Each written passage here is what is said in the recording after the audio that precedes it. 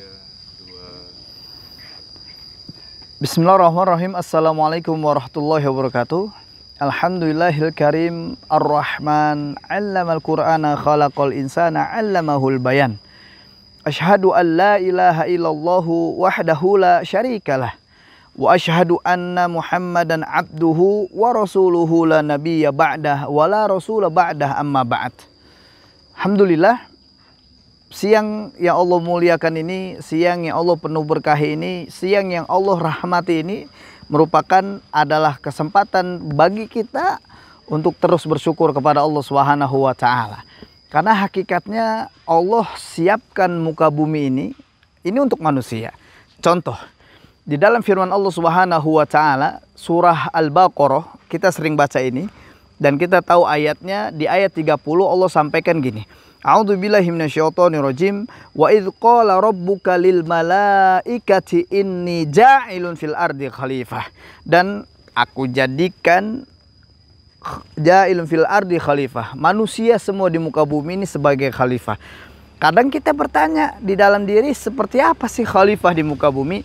Khalifah di muka bumi adalah Allah tundukkan semua ciptaannya untuk manusia. Allah tundukkan semua ciptaannya untuk manusia. Pernah nggak ada di antara teman-teman ketika mukul bumi, bumi mukul balik? Kita nginjak bumi, bumi nginjak balik kita? Nggak pernah ada. Kenapa? Karena Allah tundukkan semuanya untuk kita sebagai manusia. Artinya disinilah kita diajak untuk selalu bersyukur kepada Allah Subhanahu wa ta'ala.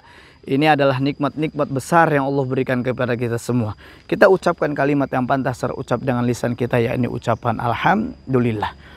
Salawat dan taslim juga kita sampaikan kepada Muhammad Rasulullah Sallallahu Alaihi Wasallam, insan yang mulia yang dimuliakan oleh yang maha mulia, insan yang agung yang diagungkan oleh yang maha agung. Jangan lupakan terus untuk selalu menyampaikan salawatnya, dan kelak insya Allah kita mendapatkan syafaat dari Rasulullah Sallallahu Alaihi Wasallam. Amin Allahumma amin. Dalam penyampaian kitab fikih ruqyah di episode sebelumnya, kita bahas tentang kesembuhan itu hanya asbab, ya, hanya sebab-sebab. Berobat itu hanya sebab-sebab dari kesembuhan yang akan kita dapatkan. Nah, di kali ini saya ingin sampaikan ada tema yang berjudul 3 macam penyakit. Ada fisik, ada psikis, ada ruhiyah. Jadi kita bisa lihat dan bisa kita deteksi diri kita. Ada penyakit fisik, ada psikis, ada ruhiyah. Sering sekali manusia disebutkan bahwa ada 2 potensi, yaitu potensi fisik dan potensi jiwa, yakni psikis. Tapi sebenarnya ada yang dilupakan oleh banyak orang, termasuk pakar yang mengkaji struktur dari manusia, yaitu potensi ruhiyah. Potensi ruh, bukan jiwa, ya, ada ruh, ada jiwa, yang berkaitan dengan akal, pikiran seseorang.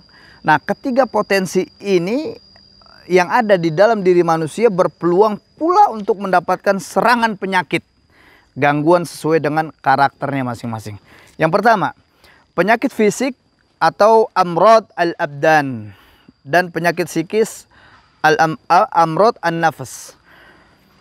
Manusia memiliki fisik sebagai tubuh kasar dan psikis jiwa sebagai tubuh halus.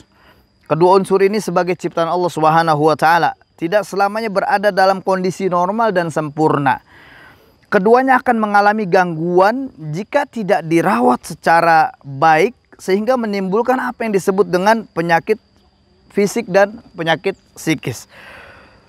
Melihat perbedaan keduanya yang sangat kontras, maka perawatan dan penyembuhannya juga sangat berbeda.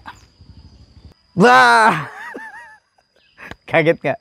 Nggak kaget, oke. Jangan lupa like and subscribe channel ini biar tahu kisah seru lanjutannya.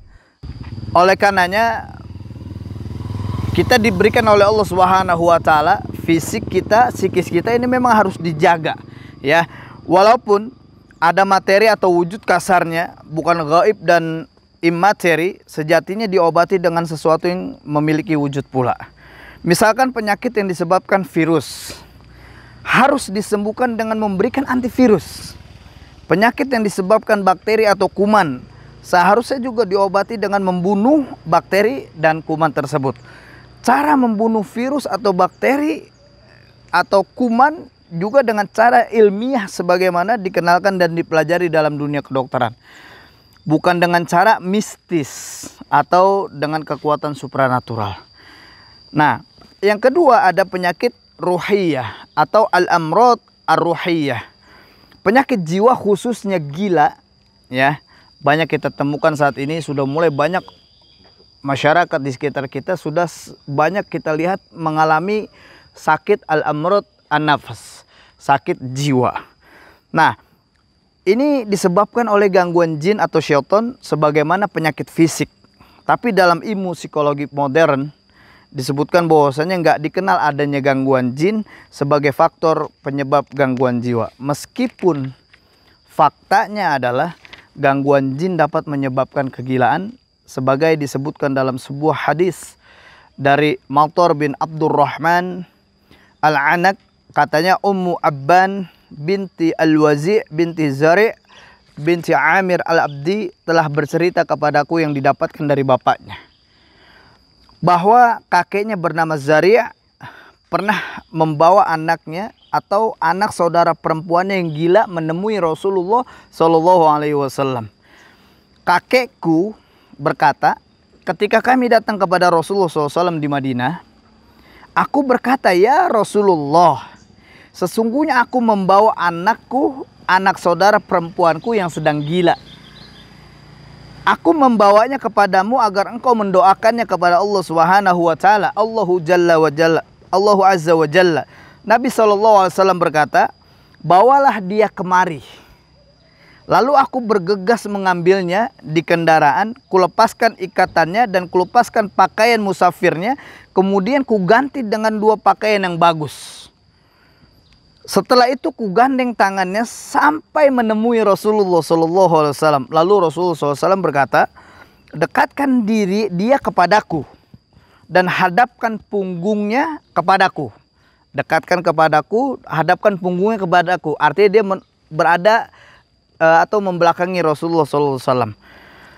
Kakekku berkata Nabi Muhammad SAW mengambil simpul-simpul pakaian-pakaiannya dari atas dan bawahnya. Lalu beliau memukul punggungnya, ya, ambil simpul pakaian yang dipakai, memukul punggungnya sehingga aku melihat putih kedua ketiaknya seraya berkata, keluarlah musuh Allah.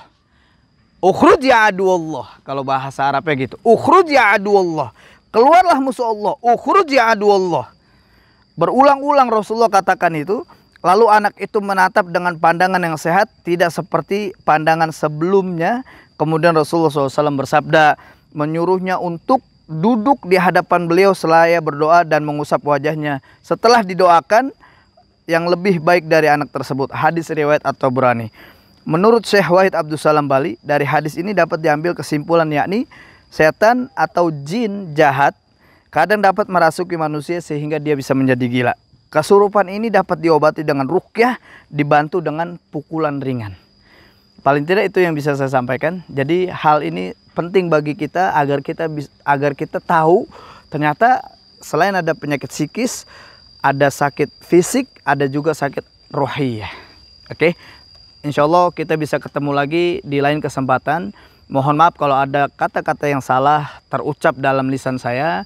Inilah murni kebodohan saya. Tapi kalau ada kata-kata yang benar, kebenaran ini milik Allah dan Rasulullah SAW. Barakallahu fiikum wa faqakumullah. Wassalamualaikum warahmatullahi wabarakatuh.